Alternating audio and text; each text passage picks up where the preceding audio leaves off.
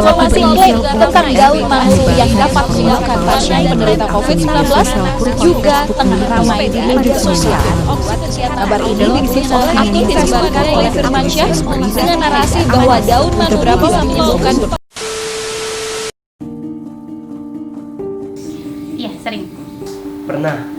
Sering banget Ya mendengar kata-kata itu, apalagi di zaman digital kayak sekarang. Sering sih.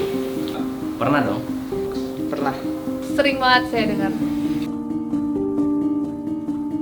Hoax itu identiknya dengan berita ya. Biasanya itu berita yang belum tentu faktanya itu benar. Hoax itu berita palsu kan? Hoax itu menurut saya sesuatu yang belum benar kepastiannya. Lebih ke arah pemberitaan yang masih simpang siur kebenarannya ya, atau berita bohong gitu yang disebarkan oleh orang-orang. Berita palsu. Hoax itu menurut saya itu berita yang disebarkan untuk menggiring suatu opini dengan tingkat kebenaran yang tidak mutlak gitu. Berita yang belum tentu kebenarannya, jadi sumbernya belum tahu gitu. Masih hoax itu banyak banget bersebaran di mana-mana di sekitar kita. Hoax banyak di sekitar kita, terutama di sosial media ya sering kita temui. Jelas masih banyak. Masih banyak banget, justru makin hari menurut saya sih makin bertambah. Belum banyak banget kan isu-isu yang dibuat baik itu oleh personal, organisasi ataupun pihak manapun yang ingin menggiring opini supaya menuju ke arah hal yang dituju. Masih ada sampai saat ini. Wah, masih banyak banget. Banyak banget, apalagi sekarang dunia digital itu sangat menyebar luas, jadi gampang sekali berita hoax itu tersebar. Sosmed sih udah paling banyak sekarang tuh. Instagram, Facebook yang kayak gitu. Sekarang udah serba digital sih kayaknya hoax tuh. Di berita, terutama berita dari medsos seperti WA, Instagram. Hoax itu ya selain di sosial media tuh bisa kita temui kayak misalnya obrolan-obrolan di tetangga, misalnya itu kan tanpa kita sadari kalau misalnya itu sebuah gosip ya, itu bisa menjadi hoax juga kalau misalnya itu bukan hal yang benar gitu. Kalau hoax itu kebanyakan di sosmed ya untuk sekarang, dan di lingkungan sekitar kita juga sih, tetangga kayak gitu. Biasanya di sosmed banyak, terus di lingkungan sekitar kita seperti pergaulan atau mungkin di rumah, di lingkungan keluarga pun pasti ada hoax. Kalau saya sih biasanya di WhatsApp atau enggak Facebook. Iya, media sosial, dari kehidupan sehari-hari juga sih sebetulnya. Kalau berita itu hoax atau tidak, biasanya dari sumbernya terlebih dahulu. Kalau misalkan itu hanya broadcast, terus belum ada source yang benar atau enggaknya, atau statement itu tuh, misalkan kayak sekarang jumlah COVID itu ada berapa yang terkena. Kalau misalkan cuman broadcast di chat aja tanpa sumbernya itu dari mana kayak gitu, itu kayak sepertinya bisa jadi hoax. Pertama sumbernya nggak jelas, terus judulnya dibesar-besarkan dan terkesan ya, buat orang panik gitu. Biasanya itu dia tidak mencantumkan sumbernya. Jadi kalau misalnya berita yang benar itu kan pasti sumbernya ada tuh, entah itu dari koran atau dari media apa, itu pasti ada. Tapi kalau hoax menurut saya itu nggak ada sumber sama sekali, jadi kurang valid. Dilihat dari sumbernya. Jadi kayak kalau sumbernya belum pasti banget, baru yang katanya atau nggak ada. Kalau di artikel tuh nggak ada menurut kutipnya menurut siapa, baru menurut saya sih itu hoax. Biasanya kalau ciri-ciri hoax ya, hoax itu biasanya beritanya sedikit hiperbola, kemudian ada yang tidak logis, namun ada juga yang logis gitu. Bedanya lagi kalau dengan berita yang aktual, memang beritanya itu benar-benar ada gitu, data kemudian faktanya memang bisa kita dapatkan secara benar. Biasanya sumbernya tidak jelas dan berlebihan. Nah itu balik lagi ke orangnya sih ya. Kalau menurut saya sih pribadi sih, mending kalau dapat sesuatu info tuh jangan langsung dicerna gitu aja. Maksudnya kan belum tahu kebenarannya itu benar atau enggak, jadi lebih baik di cross check lagi. Cuman kalau dilihat dari sekarang emang sulit banget sih bedain itu hoax atau bukan gitu kan. Nggak bisa dipungkiri ya, saya juga kadang suka termakan oleh berita-berita hoax, tapi untuk menanggapinya biasanya kalau ada orang yang menyebarkan seperti itu, kalau saya tahu orangnya pasti akan saya tegur sih. Kalau misalkan di Facebook, biasanya saya report, terus nggak saya share atau nggak saya komen, ini hoax mas, kayak gitu. Kalau misalkan di WhatsApp atau di grup keluarga lah, biasanya ada om atau tante yang nyebarin grup berita hoax, biasanya saya bilang, tante ini hoax gitu, jadi di unsend aja. Biasanya saya lebih ngingetin sih. Respon saya sih saya abaikan ya, karena kalau misalnya emang itu beneran hoax, ngapain juga dipeduliin gitu ya. Terus kalau misalnya mendapati atau bahkan teman sendiri nih yang menyebarkan hoax, ya saya akan menegurnya.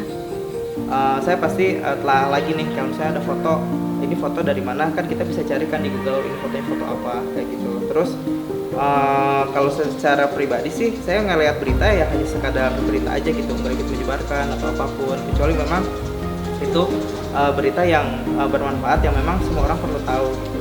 Cukup tahu dan tidak terus membagikan.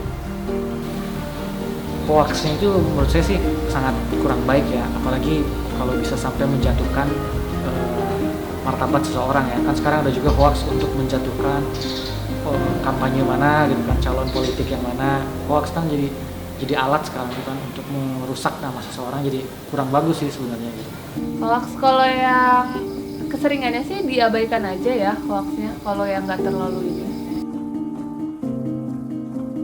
Kalau menurut saya dampaknya tuh besar banget, jadi kayak bisa sangat merugikan orang karena bisa menggiring opini publik, bisa memprovokasi orang juga, jadi ya kebanyakan bisa merugikan orang lain.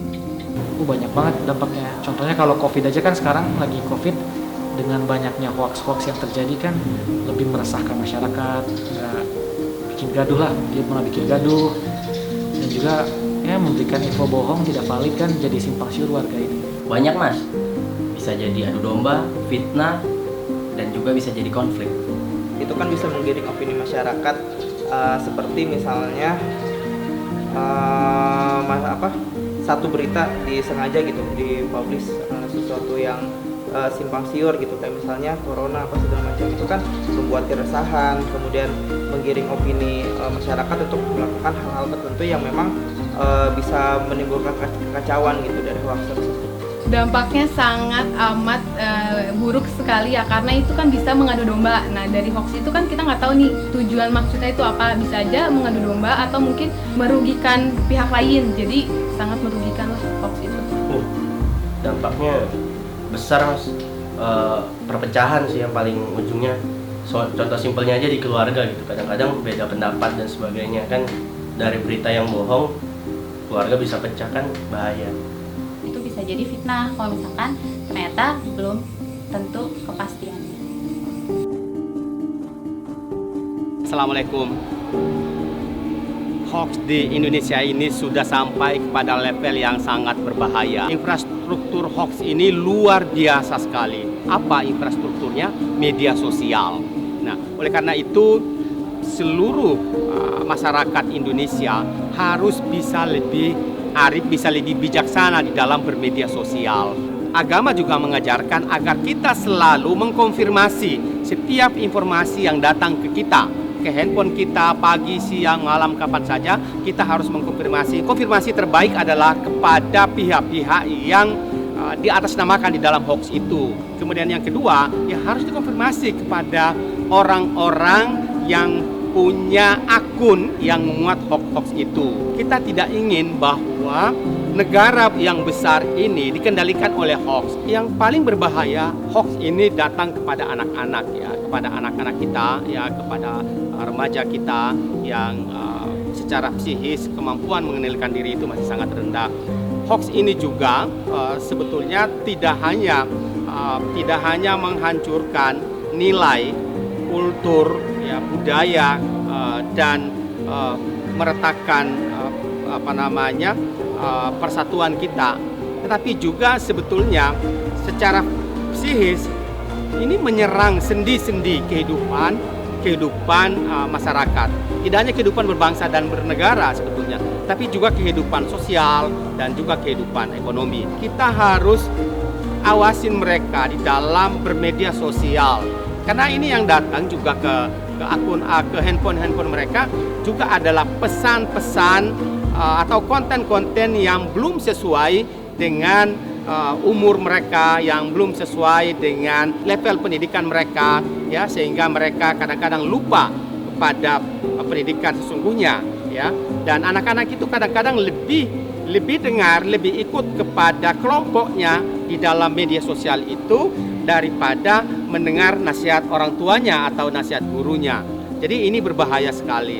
Nah, hal yang paling penting juga bagaimana kita, terutama pihak-pihak yang berwenang ya, pemerintah dalam hal ini, mendesain pesan-pesan yang baik dengan sumber-sumber yang jelas untuk mengimbangi hoax-hoax itu ya. Pesan-pesan yang bernilai, entah itu pendidikan, entah itu agama, entah itu ekonomi, entah itu sosial, dan didesain dengan sangat menarik, dan itu disebarkan ke semua jaringan media sosial.